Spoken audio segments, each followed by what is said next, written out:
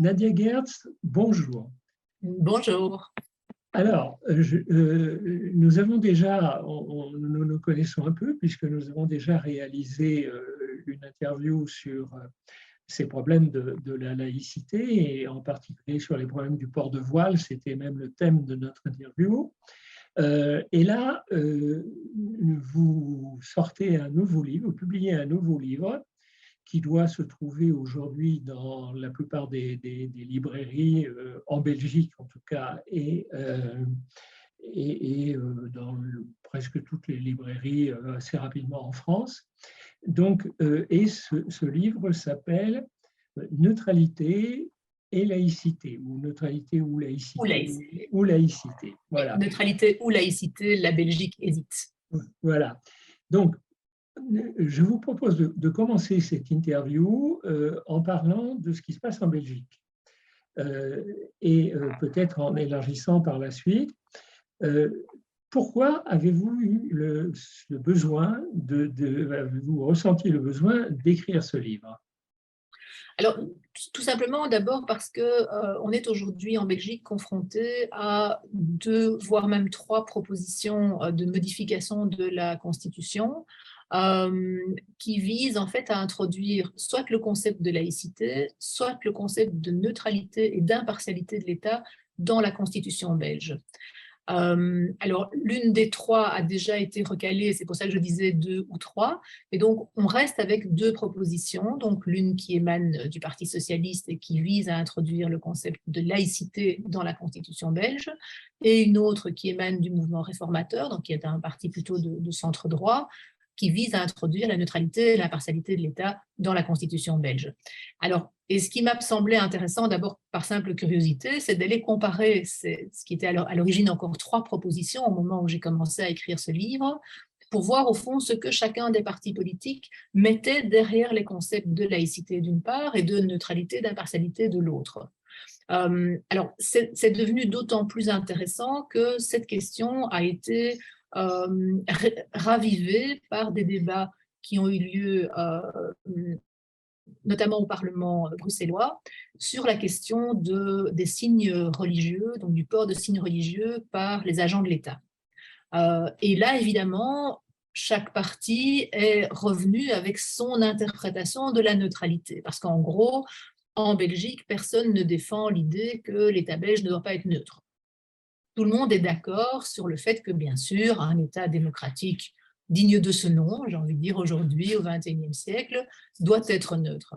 Par contre, là où les partis politiques sont en désaccord, c'est sur les implications concrètes de cette neutralité. C'est-à-dire, qu'est-ce que ça veut dire concrètement en matière de port de signes convictionnels, comme on dit chez nous, pour les agents de l'État? Qu'est-ce que ça veut dire en matière, par exemple, d'autorisation d'abattre des animaux sans étourdissement préalable, en matière d'obligation de ne pas porter de signes convictionnels à l'école, etc. Donc, on a toute une série de débats aujourd'hui en Belgique qui, chaque fois, réactivent cette question de la neutralité et qui, finalement, suscitent chez chacun des partis politiques un positionnement pour une laïcité inclusive, une neutralité ouverte, une laïcité tolérante, etc. Enfin, on assiste à toute une série, un cafouillis de notions où finalement, on n'y retrouve plus toujours très bien ces jeunes, si je puis dire. C'est la multiplication des adjectifs, en fait.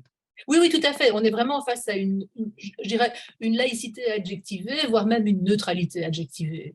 Oui, d'accord.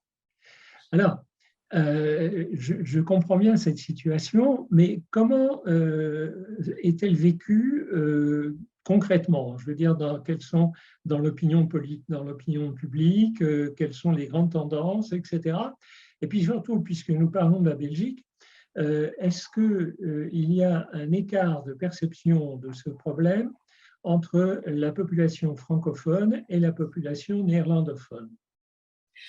Alors, ça fait beaucoup de questions en une Alors, bon, seule. on les prend les unes après les autres. Hein, Oui, oui, bien sûr. Alors, en gros, je vais peut-être commencer par le monde politique francophone, qui est quand même celui que je connais le mieux, où là, clairement, je dirais qu'aujourd'hui, plus un parti se situe à gauche de l'échiquier politique, moins il est laïque. Oui. Ça c'est une évidence.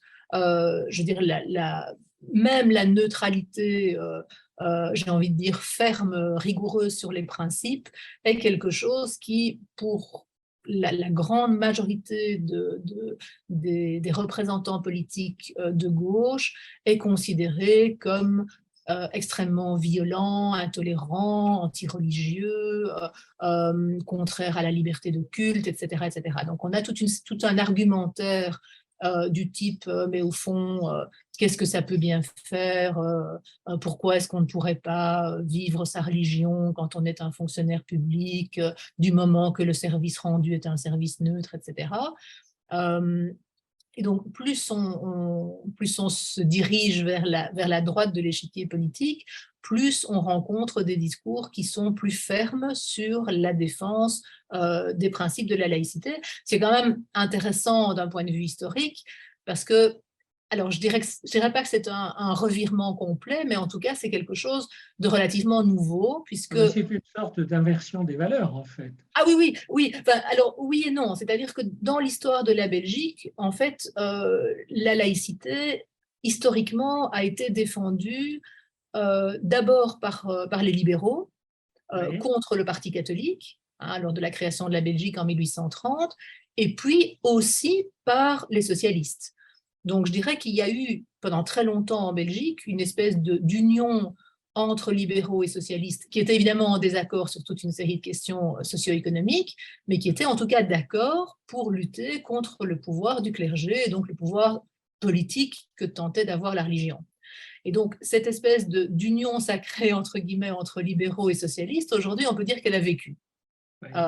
Elle n'existe plus du tout, ou de manière extrêmement marginale.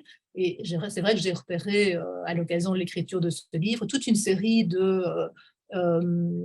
comment dire, de profils de politiques socialistes, écologistes, qui, en fait, à un moment donné, ont décidé de quitter leur parti politique, tellement ils estimaient que leur parti avait renoncé à défendre les valeurs laïques.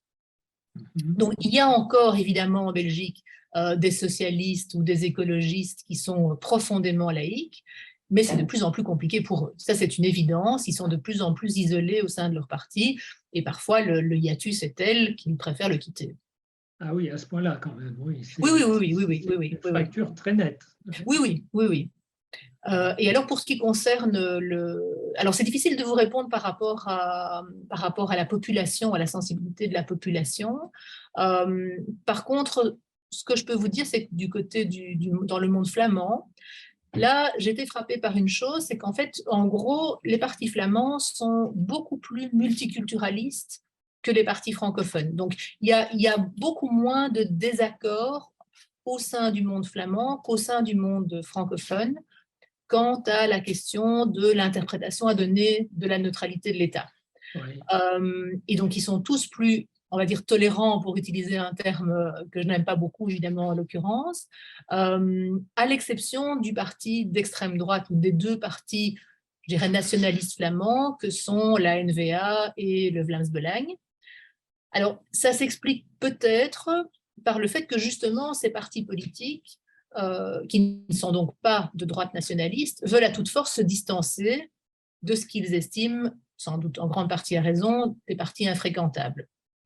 Mais par ailleurs, ce qu'on constate, c'est que dans toutes les analyses ou les sondages qui sont réalisés auprès de la population flamande, l'attachement à une vision, même pas seulement de l'intégration, mais de l'assimilation, est quelque chose de très présent dans le peuple flamand.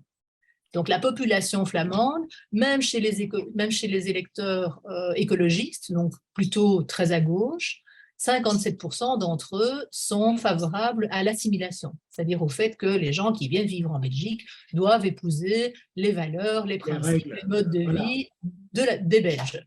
Donc, on peut imaginer, enfin, alors je n'ai pas pu creuser la question évidemment, mais on peut imaginer que ces électeurs-là se sentent quand même un petit peu en porte-à-faux par rapport au positionnement de leur parti politique. Oui, et oui, parce qu'effectivement, on est plus là dans un contexte américano, enfin, qui peut effectivement aller tout à fait dans ce sens-là. C'est-à-dire, en fait, et ça débouche même sur le communautarisme, en fait. Ah oui, oui, tout à fait. Oui, oui, tout à fait. Disons que ce que je trouve vraiment intéressant, c'est de constater à quel point la Belgique est au carrefour géographiquement de la France et de l'Angleterre, de l'Allemagne et des Pays-Bas, etc. Mais ce n'est pas seulement géographiquement, c'est aussi au point de vue idéologique.